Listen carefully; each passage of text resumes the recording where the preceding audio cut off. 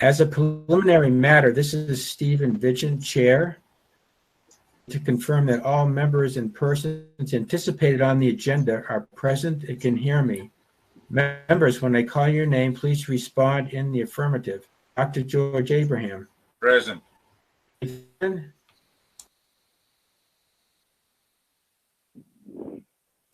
Present. Staff, when I call your name, please respond in the affirmative. Health Agent. Present. Julie Van Halen, Health Agent. Is not on this morning. Kerry Stockwell, Principal, Department Assistant, Board of Health. Affirmative. Director of Public Health. Present. Good morning. This open meeting of the Board of Health is being conducted remotely, consistent with Senate Bill 2475, signed into law by Governor Baker on June 16, 2021. To be conducted via remote participation to the greatest extent possible. Allows bodies to meet entirely remotely, so long as reasonable public access is afforded, so that the public can follow along with the deliberations of the meeting. Board of Health is convening by Google Meet, as posted on the town's website, identifying how the public may join. 6, to meet your device. This meeting will not feature public comment. Taken in this meeting will be conducted by roll call vote. Okay, pursuant to Senate Bill 2475, into law by Governor Baker on June 16, 2021, suspending certain provisions of the open meeting law, Chapter 30A, Section 18. This meeting of the Board of Health will be conducted via remote participation to the greatest extent possible. Hearings listed in the agenda will also be done through remote participation. In the general guidelines for remote participation by members of the public, the right and/or requirement to attend this meeting, town's website at www.shrewsburyma.gov/coronavirus. Attendance by members of the public will be permitted, made to ensure that the public can adequately access the proceedings in real time means. In the event that we are unable to do so, despite best efforts, we will post on the town's website an audio or video recording, comprehensive record of proceedings after the meeting. Dial 1-617-675-444. Enter the following in 165-376-210-8555 #. Please mute your device. Board of Health will be held on Friday, January 14th, 2022 at a.m. via remote participation. The Board of Health will consider the following agenda. So I'd like to call the meeting to order. And the first item on the agenda is the review and approval of minutes from the December 17th, 2021 Board of Health meeting. To approve? A motion to approve. Second. Okay, all in favor signify by saying aye. Dr. Abraham? Aye. Aye. Myself, aye. So the meeting minutes are approved. Review and discuss coronavirus COVID-19 update. Good morning. Good morning. I wish I would be happy to talk about mosquitoes at this point. Anything other than this, right? So, I mean, I'm just saying the obvious, and certainly Dr. Abraham can chime in and add anything, but, you know, as predicted with, you know, folks getting together for the holidays, we're seeing the surge, certainly we ever had before. I remember back in the day when Worcester, you know, would have maybe 250 or 300 positive cases a day at its height, and we're seeing anywhere between 750 and 1,200 a day. Kerry, do you pass along the daily case counts to the board? I can pull up what was the last few days. If you just hold on one second.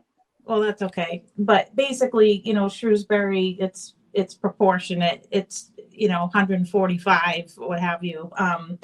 So, we've been talking a lot about what will happen. We're hoping that this will start to crest over this weekend, sort of being the 2-week out from New Year's period. And I know from looking at some Blackstone wastewater reports and just what I've heard on the news, it does sound like some of the traces of COVID in wastewater are starting to go down. And I talked to Dr. Hirsch about this as well. But, obviously we're very cautious.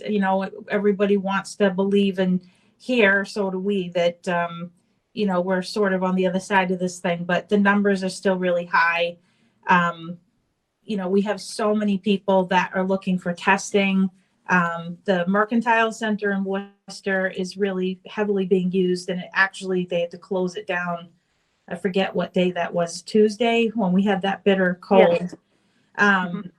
And also there was a unpermitted pop-up testing site that you may have heard about on the news that was in Worcester.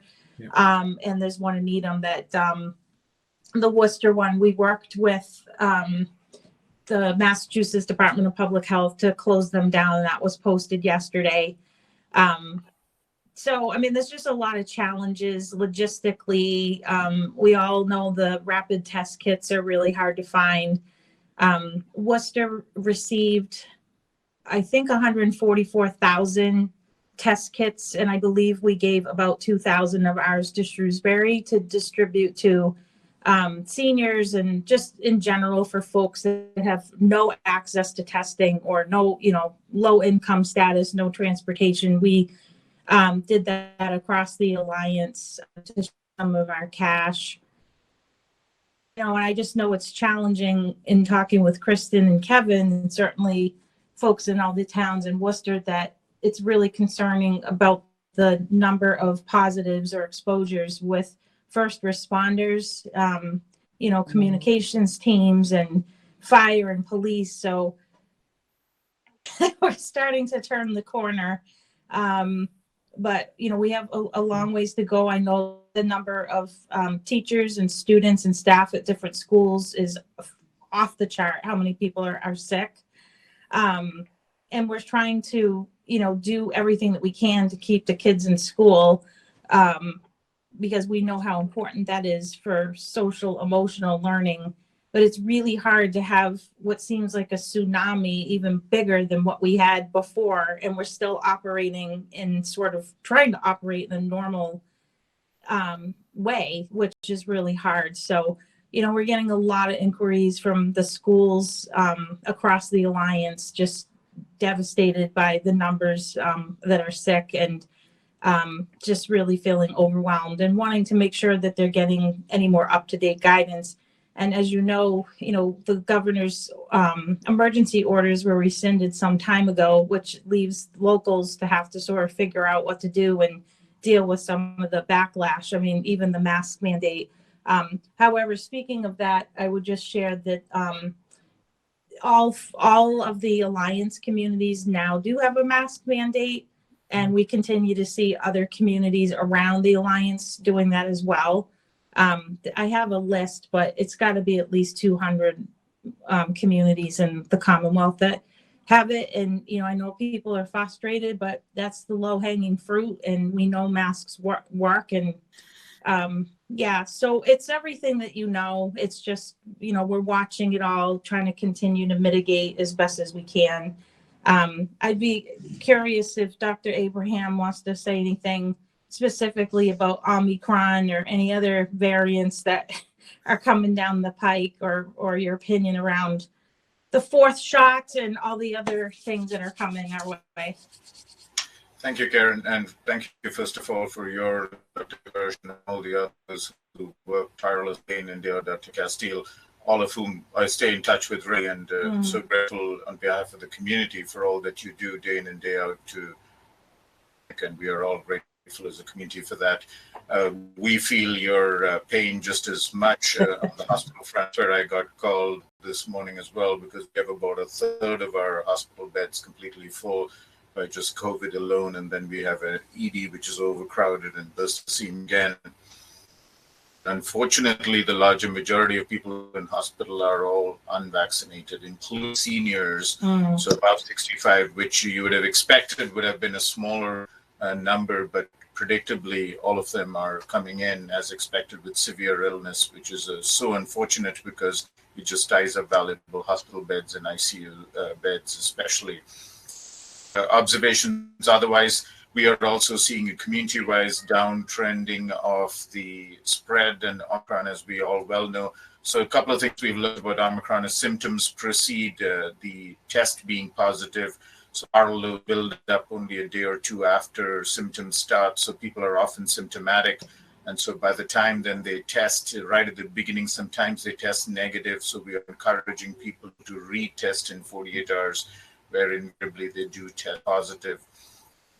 Rapid antigen tests, at least several robust studies which demonstrate that they are comparable to a PCR during the peak of symptoms, whereas also there's a peak of viremia.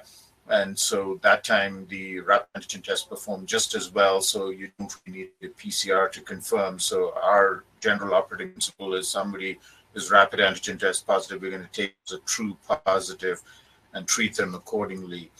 Has been changing its guidelines in response to primarily our biggest challenge. Our healthcare workforce got hit big time. Last year at this time, we really, instead of having enough vaccines, we didn't struggle as much, nailed with healthcare workers. So we are down by 50% in our physician workforce, our nurses, our employees on a daily basis. It's like a rolling entry. 2 people come back, 3 people go out because they are sick, whether caring for family members, acquiring it through the community, etc. And so it is really a tragedy because the people working are being asked to work long hours and lots of extra shifts, 27, because there just isn't power to take care of an already overcrowded system. Yes, on the national front, we are already monitoring new variants, and we do know that RNA viruses will continue to manufacture new variants till it sort of dies out. We don't think this will ever go away as a virus. We think it'll reach some low levels, sort of behave much like flu with seasonal or otherwise exacerbations and then remissions as we go along. The 4th shot that Karen alluded to is already strongly being recommended in scientific communities for people who are potently immunosuppressed. So advanced immunosuppression, transplant, etc. of doses being encouraged. As yet for general public, it's not been recommended. Not sure that it will. It all depends on where our protective levels continue to remain. We are fairly well, there's robust science to demonstrate that after 2 doses, your immunity wanes in 6 months, which was the basis of the 3rd dose. And so while CDC has resisted a change in definition, scientific community will argue that fully vaccinated implies 3 doses, not given 2 doses are no longer adequate. Moving parts, a lot more information. I think that's evolving on a day-to-day basis to understand it better. There have been lay press predictions that, when you get frequent variants which are short-lived such as this, that's a sign of the end of the pandemic and that the virus is going to die out. I don't think we have any robust science to back that up. Will continue to be ongoing variants. And I think I'll stop with the quote that Tony Blair, the former Prime Minister of the UK, said, "Anywhere it will be everywhere," and that is so true. Reflective of the Omicron outbreak was the most under-vaccinated areas of the world will continue to churn out variants, and as long as there are variants, it will spread across the world. So global vaccination is really what is really going to make a change, and we hope this year will be a better year in terms of accomplishing that goal. Dr. Abraham, is there any about long haulers? If you're vaccinated and you get infected, are you protected from haulers, or? You're so cutting edge, because just yesterday there were some publications released which demonstrates that people who are vaccinated tend to have much lower long hauler symptoms than people who are unvaccinated. So the people who are unvaccinated tend to have more severe and more long-lasting symptoms than vaccinated. So that's really new. COVID long haulers, which is people who develop symptoms long-term, including multi-organ dysfunction, all the way from loss of smell or taste to kidney dysfunction, shortness of breath, lung being the most common, and then GI symptoms, is the hottest area of research right now, because no one clearly understands. We do understand it's an inflammatory phenomenon, and that this is an autoimmunity inflammatory phenomenon which drives it. But why is it that it's in some people, not in others? Is it people who had more severe disease versus mild disease? So what are all the factors that no one has clear answers about that? But what Jenny brings up is a valid point, that clearly one more vaccination has a benefit, is that there seems to be definitely lesser symptoms or long haul symptoms in people who've been vaccinated compared to the unvaccinated. Thank you. Dr. Abraham, what is the status of the hospital admittances? Is it at a breaking point, or? Yes, it is in many ways. So as we're well aware, the sad part is people who required scheduled surgery, so quote elective, which means that it was non-emergent, but definitely been waiting months, hip replacement, joint replacement, or some other hernia repair or back surgery, etc., have been sort of put on the back burner because the state has required hospitals to dial back their surgeries by a third to allow bed capacity to accommodate COVID hospitalizations. But unfortunately, the consumers of healthcare are suffering as a result because they're not able to come in. We've put visitation on hold, as have almost all other institutions in the Commonwealth. End of life care, or someone assisting somebody who's in labor, or specific situations where, for example, someone is incapable of communicating for themselves, or mental health needs, etc. There are no routine visitation allowed, and we are doing iPad-based and other virtual platforms because so as to decrease the amount of potential people either acquiring disease or bringing in disease into the institution. Okay, thank you very much, Dr. Abraham. Any other questions from the board for Karen or Dr. Abraham? No. Okay. Steve, do you mind if I just make a couple of more comments? Sure. Go ahead, Karen. Clearly the first cup of coffee did not hit like usual. Thank you so much, Dr. Abraham, for everything that you are all doing as well. I obviously talk to Dr. Hirsch several times a day, and I am very aware of how strained the hospital system is, and all the work that's going on, and the level of exhaustion. So we're all in it together, but the fatigue is real. So I just want to acknowledge that I really appreciate everything Dr. Abraham does and everyone at the hospital, right, especially right now. But on the local level, one thing that I would say, and that I failed to mention earlier, is, as you know, we, through the city, provide public health nursing services to Shrewsbury. And despite being down a nurse who had to leave due to family medical reasons, we are still able to support employee COVID vaccination clinics. And Pat and Amelia have done so much work. I don't know when they sleep, but they've been vaccinating at the schools, and just, of course, it's not a one and done, right? So whatever we've done, we have to go back and complete boosters at some point. But we believe, although I'll have a better number for you probably next week, that there's probably over 2,000 vaccinations that Pat and Amelia have done in Shrewsbury with the schools and the employees, and they'll continue to do that. So I mean, Shrewsbury has a really high vaccination rate, but as kids have become eligible, the different groups, and then you have going back to do boosters, it continues. So I just really want to acknowledge them and the work that they do, long hours, and really kind of putting themselves at risk to do this work. I also really want to acknowledge both Julie and Micah for continuing to go out, follow up on, complaints with mask non-compliance and fielding calls, and, certainly all of the calls that Kerry gets too. I see it in my own office. I can only imagine it's being replicated. Just the constant changing of the guidance and recommendations from CDC and information coming out from the state. It's like almost seems like it's every hour. That's how it feels to me.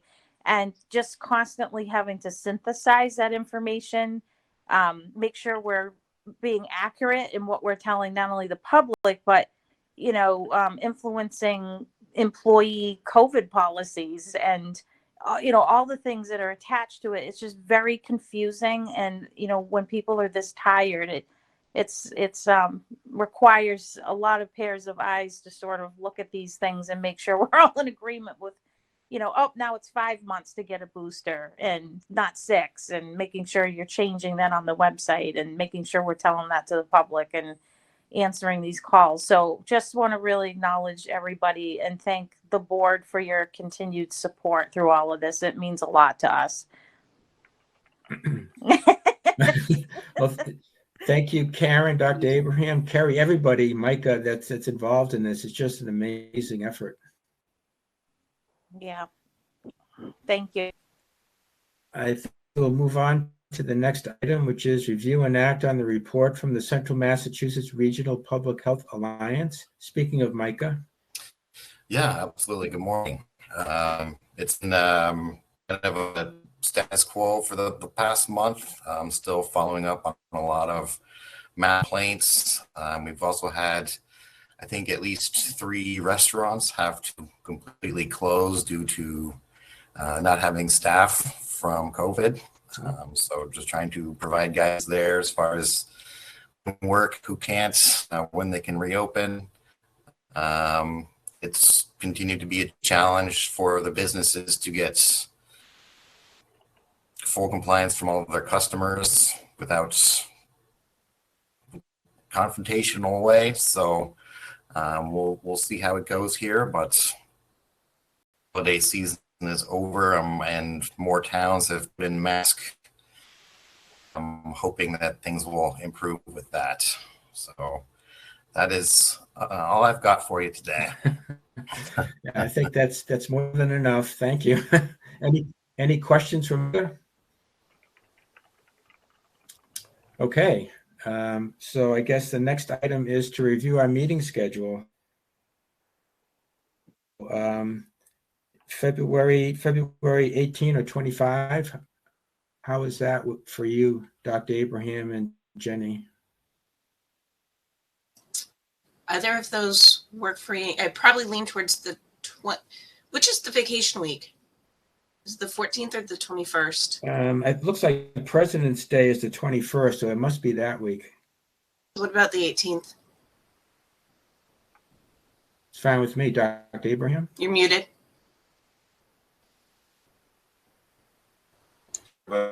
Yes, 18th works for me as well. Let's plan on the next meeting, February 18th, 8 a.m., Kerry. Okay, I'll send a meeting invite. Thank you. Okay, well, thank you everyone for coming on the call. Thank you for everything you do. It's just been an incredible month or so. So I hope that things calm down quite a bit in the coming weeks. By our next meeting, let's hope it's much better. Yeah.